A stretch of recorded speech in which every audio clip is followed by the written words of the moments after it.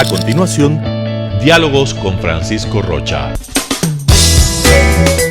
Clasificación A. Apto para todo público.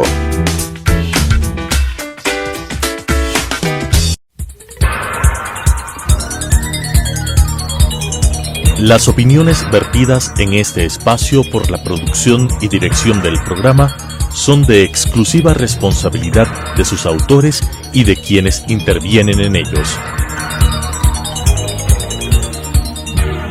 Telesucesos Canal 29 UHF presenta Diálogos con Francisco Rocha, un programa de política con ciudadanos para ciudadanos, con la conducción del doctor Francisco Rocha.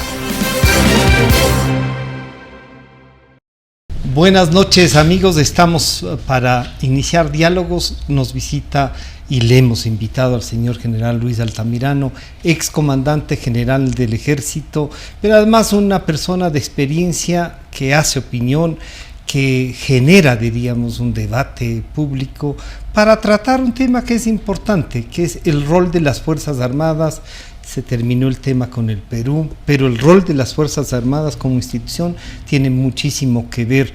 General, bienvenido, muchas gracias por acompañarnos. Bueno, ¿cómo ve usted este momento y el rol que pueden jugar las Fuerzas Armadas? Luego vendremos a tratar el tema de los conflictos internos para ver qué también se puede hacer de su experiencia, de su ejercicio como comandante general. ¿Cuál es el rol de las Fuerzas Armadas? Bienvenido nuevamente. Fernando, un saludo cordial a usted, de igual forma un saludo a los televidentes. Mire, más allá de los preceptos jurídicos que pueden constar en la norma constitucional, en donde siempre estamos apelando al artículo 158, en el cual se detalla que la misión fundamental de las Fuerzas Armadas es justamente la defensa de la soberanía y la integridad territorial, es importante también hacer notar que existen una serie de tareas que en el ámbito interno cumplen las Fuerzas Armadas con la finalidad de dar soporte, apoyo de forma complementaria a varias instituciones del Estado. Ahora, ¿qué es lo importante en esto? Considerar de que estas acciones se cumplan en el marco de la institucionalidad. Uno de los problemas más graves que tiene el país y que es generador de otros problemas es la débil institucionalidad. Normalmente recurrimos a las Fuerzas Armadas en situaciones de crisis, pero cuando pretendemos tornar a las Fuerzas Armadas en un instrumento para el cual no está diseñado, lo que estamos haciendo es, sin darnos cuenta, por más buenas intenciones que tengamos, es desinstitucionalizar justamente la institución Fuerzas Armadas. Pero cuando usted nos dice desinstitucionalizar, o darles unos roles que puede ser una decisión del Ejecutivo, que puede ser, o sea, a quienes representan el Estado, ¿no significa también que un poco se vuelven como jueces, como árbitros de lo que pasa en el país y entonces pueden tomar unas decisiones aparte del Estado? No, eso ya estaríamos hablando de un intervencionismo en aspectos de carácter político, que eso podemos conversar más adelante. Y yo lo que me refiero es que en el país este proceso de desinstitucionalización se refleja en el nivel de credibilidad que tienen los ciudadanos. Y se refiere justamente porque las instituciones no son capaces de cumplir el cometido que la ley les asigna. Entonces ahí tenemos una débil institucionalidad. Cuando hablamos del propio Ejecutivo, porque tiene una función fundamental en el diseño de políticas públicas que tienen que abarcar un sinnúmero de áreas. Lo mismo de la función judicial, cuando tienen capacidad de procesar y garantizar una justicia que esté de acorde con la misma norma y de igual forma con el escrutinio público que existe. Pero por otro lado, también el rol que tiene la Asamblea Nacional. Entonces tenemos estos procesos de desinstitucionalización y que, sin darnos cuenta, por ejemplo, hablando del Ejecutivo, porque las Fuerzas Armadas es parte del Ejecutivo, cuando a las Fuerzas Armadas se les otorga misiones, como se quiere hacer ahora, porque soy muy crítico a esto, hay una reforma constitucional que está planteado para que las Fuerzas Armadas intervengan directamente en el combate al crimen organizado. ¿Usted creería que no?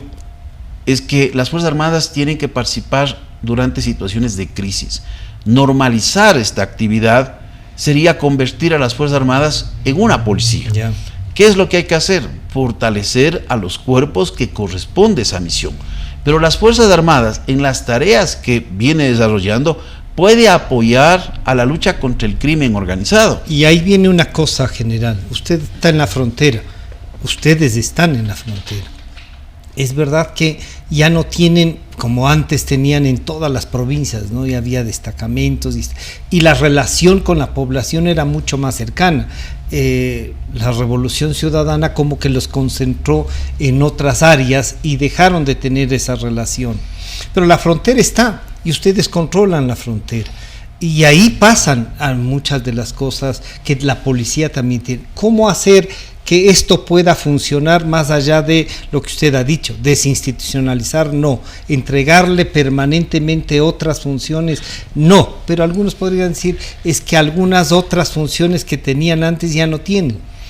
En términos del dispositivo que existe, hablando de la presencia de cuarteles o bases militares y destacamentos, prácticamente no ha habido una modificación de carácter sustancial en los últimos 20, 30 años.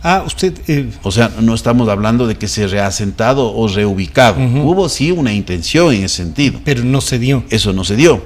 Entonces sí hay una correlación directa con la comunidad, pero no nos olvidemos que cuando las ciudades van creciendo, esta participación de las Fuerzas Armadas se va reduciendo. No es lo mismo, por ejemplo, un comandante de zona en la ciudad de Guayaquil que ser un comandante de zona, como por ejemplo el comandante de la Primera División de Ejército en la ciudad de Quito, porque es el centro político del país y lógicamente está la presencia del mando militar y la presencia de autoridades que representan a la institución militar. Entonces tiene un nivel protagónico menor y eso ocurre también cuando crecen las ciudades. Eso también hay que comprender. Pero la frontera no es una línea, la frontera es un espacio de interacción. Es un espacio de interacción sobre todo humano. Es un espacio de interacción comercial, económico, cultural.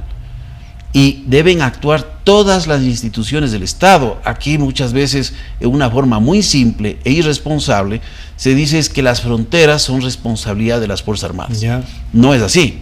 Es una responsabilidad del Estado en su conjunto. Pero las Fuerzas Armadas son la representación y nada menos que las que tienen las armas en la frontera. Sí, no solo las Fuerzas Armadas, por eso es importante determinar justamente cuáles son los roles y funciones que tienen cada una de las instituciones.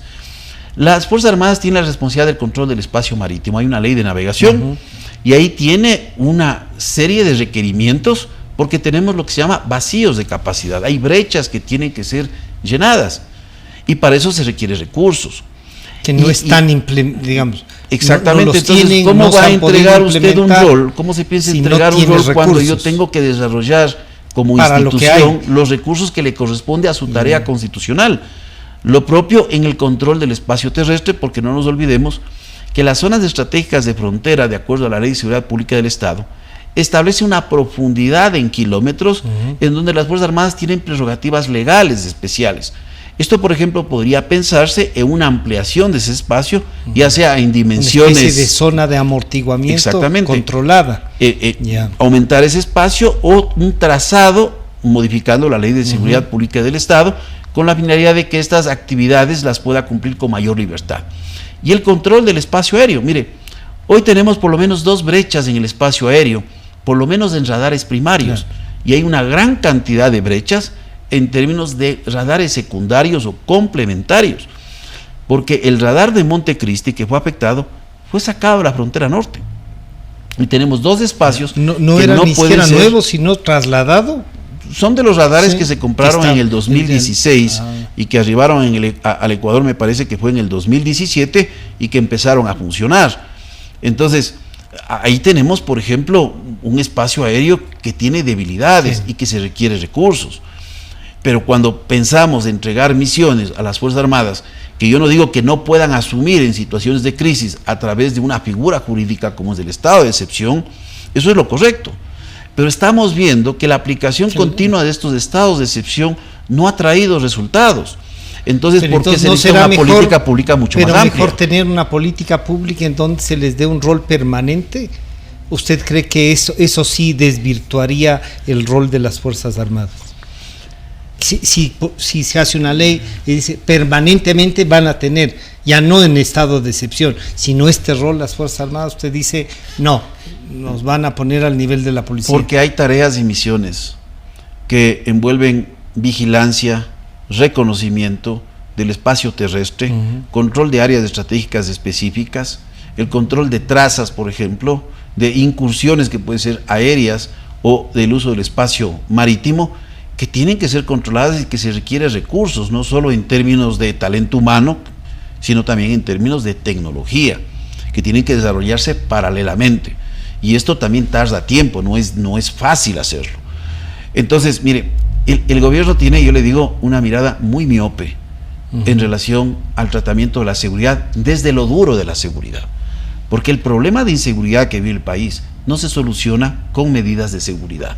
Hay que verlo mucho más amplio. Sí, pero el primer enfrentamiento general, usted acordará que es el fortalecer el dar la imagen de que las Fuerzas Armadas tienen un respeto, pese a todos los conflictos que han tenido. Es una institución a la que el país un poco regresa a ver para tener seguridad. ¿No le parece que es en los momentos más difíciles en donde las Fuerzas Armadas deberían tener este aporte con mayor fuerza, con mayor seguridad? Dentro del marco jurídico. Eso es importante siempre determinar. Mire, en una política de seguridad amplia se tiene que tomar en cuenta que cuando se habla de crimen organizado, no solo podemos circunscribirnos a la expresión narcotráfico. Claro, hay otras actividades que están correlacionadas y otras que son totalmente independientes con el narcotráfico. Pero desde el gobierno se vende una idea de que el problema de la seguridad es exclusivamente el narcotráfico. Y se explica con unos diagnósticos que son manipulados, que eso es grave, porque lo que se debe buscar es la unidad. No se puede explicar echando la culpa a los gobiernos anteriores, porque primero las cifras no señalan eso. Eso no es lo más adecuado. Pero usted entonces ahí nos está diciendo que lo que ahora descubrimos, que ya está vigente desde hace años en el país, no tenían responsabilidad los gobiernos anteriores. Diga usted, por ejemplo, de esto que se debate ahora, la mafia albanesa. Los primeros movimientos se ven en el 2013. Y el peor problema es que han penetrado a otras instituciones, a las propias Fuerzas Armadas. Encontramos generales, almirantes vinculados a eso. Claro. En el 2014, el informe de la Oficina contra el Delito y las Drogas de las Naciones Unidas ya emitió una alerta del creciente nivel de penetración que existían de organizaciones criminales, especialmente en Sudamérica y en Centroamérica. Hizo esta alerta. Y alertó también del potencial crecimiento exponencial del microtráfico y del consumo en la región. ¿Por qué? Las organizaciones criminales también funcionan como empresas, son verdaderas empresas. Cambiaron una de sus formas para evitar los flujos de dinero que venían desde el norte o desde Europa por el pago de servicios, con la finalidad de pagar con droga.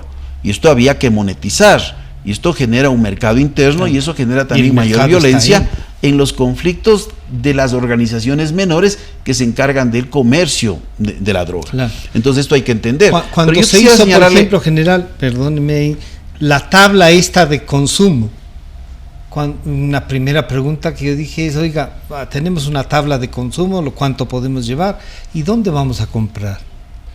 O sea, ¿en qué parte está para si yo estoy autorizado o me están dejando a que yo vaya a conseguir algo ilegal porque tengo derecho a consumir? Y ahí el microtráfico, y ahí se instaló el consumo y creció el consumo. Cuando hay institucionalidad, este tipo de medidas cumplen el cometido para el cual fueron diseñados. ¿Cuál era el objetivo de la tabla de consumo? Evitar la criminalización del consumidor. No solo el Ecuador tiene tabla de consumo, lo tienen varios países, inclusive lo tienen países en Europa. Pero cuando hay fuerte institucionalidad, que es capacidad de control, y por eso le digo, la seguridad no se puede ver exclusivamente en el uso de términos duros. Si usted tiene un sistema judicial que no funciona, en donde existe altos niveles de corrupción, que producen uno de los mayores males que tiene la sociedad, que es la impunidad, entonces las Fuerzas Armadas y la Policía Nacional estarán en una permanente cacería del gato y del ratón. Cuando no se ataca, por ejemplo, el análisis de los flujos financieros, lavado de activos, evasión fiscal, y tiene usted una unidad de análisis financiero y económico que recibe en el presupuesto del Estado el año anterior de $3 millones apenas, sin especialistas, con un gasto de inversión que llegó a $50,000. Usted está enfrentándose a una situación grave y tenemos entonces un gobierno que piensa que la solución es colocar un policía en cada esquina y utilizar las Fuerzas Armadas en funciones de policía. Eso no es, entonces se tiene que tener una mirada mucho más amplia. Por ejemplo, mire, frente a la penetración que existe en los órganos de seguridad, y lo he mencionado en varios foros académicos y lo he mencionado haciendo opinión, se debe implementar controles interinstitucionales. ¿Esto qué significa? La presencia de otras instituciones en las propias instituciones de seguridad, porque esto permite eliminar un fenómeno que se da en instituciones donde hay jerarquía, la posibilidad de evitar la intromisión por la jerarquía de quienes, sin tener un mando directo, pero que sí tienen grado, pueden influir en procesos de investigación, en la determinación de responsabilidades y evitar esto que le digo, que es la impunidad. Y le dice una persona que vistió 40 años el uniforme. Por eso mismo que propuso esto hace 2 años cuando estaba en activo. Se acude al criterio suyo. Y eso, por ejemplo, es importante, ¿por qué no se hace? De la experiencia. ¿Por qué no se hace? Quizá porque hay lógicas institucionales pero que hay también, que vencer. Pero uno dice, las Fuerzas Armadas como institución no nos han propuesto también un proyecto, decir, a ver, esto es lo que requerimos y así debería funcionar el rol que debe tener. Me acuerdo la última vez el tema del libro blanco. Pero no ha habido un proyecto de ley que determine estas cosas, que nos lleve al debate, sino que ha habido más bien una reacción a las otras propuestas de otros sectores. Porque es necesario trabajar en procesos de innovación, procesos creativos, y le digo porque yo mismo como comandante general fui prácticamente el impulsor de lo que se denomina la transformación militar. Inclusive existe una dirección de transformación militar en el ejército y traté de expandir esta idea a nivel de Fuerzas Armadas, con profundas resistencias, inclusive del propio nivel político. Por eso es necesario un control político, pero también con una mente muy abierta a esa necesidad de cambios. Muchas de las cosas que se están haciendo ahora quedaron represadas hace más de 2 años, justamente porque no había ese diálogo en el aspecto político-militar. Y ese es el peligro cuando de repente usted puede tener un ministro de defensa que, siendo militar, vive de los paradigmas y las tradiciones del pasado. Entonces hay que ser muy abierto. Yo no quiero estigmatizar el hecho. Pero hay algún criterio general que dicen a veces como que quisieran tener una isla aparte el sector militar. Y no, la ley y la Constitución dice que dependen del poder político, de quien administra el Estado en representación de los ecuatorianos. Ustedes son una institución permanente. Los gobiernos pueden pasar, o sea, pero las Fuerzas Armadas lo que pasan son los mandos del gobierno, y en eso usted dice se están implementando. ¿Qué deberíamos hacer entonces? ¿Qué debería esperar desde su criterio si se llega a implementar? ¿Cuál debería ser el acuerdo político para el rol de las Fuerzas Armadas? Es que mire, el presidente de la República debe tener asesores con una visión muy amplia y no simplemente aceptar cualquier recomendación que le dé cualquier sector.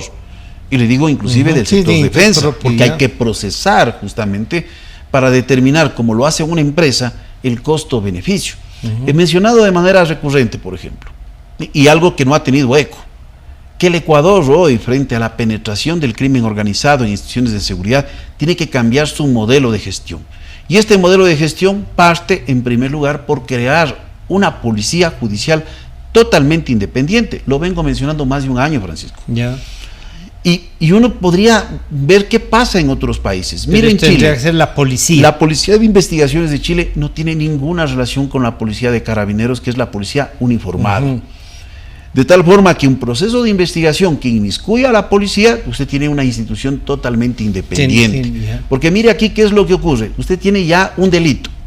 Y en ese delito, en donde pudieron haber participado inclusive elementos de las fuerzas del orden, o que combatieron elementos de la fuerza del orden, de repente usted tiene un proceso de investigación del propio delito de policías a policías. ¿No es cierto? Lo que ocurrió, por ejemplo, en el caso del 30S, de policías a militares, siendo los principales implicados la Policía Nacional. Entonces, esto no es ir contra la Policía Nacional.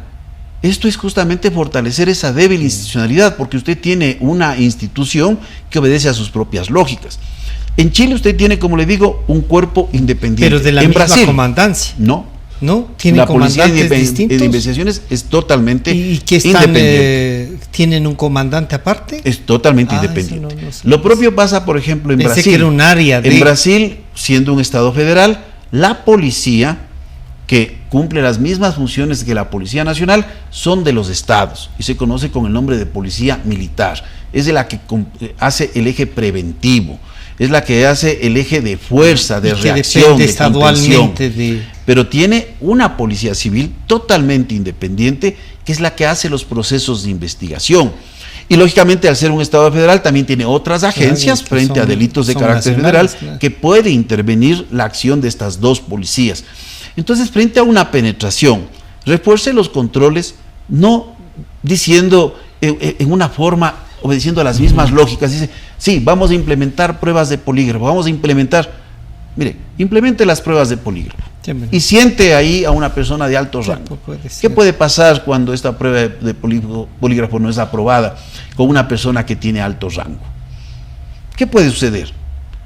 Que simplemente no sale el informe, pero cuando usted tiene la presencia de otras instituciones como la Fiscalía, la misma Unidad de Análisis Financiero, el SRI, en estos controles internos, usted evita, no elimina, porque es imposible eliminar todo tipo de fraudes que se puedan dar en un proceso de investigación.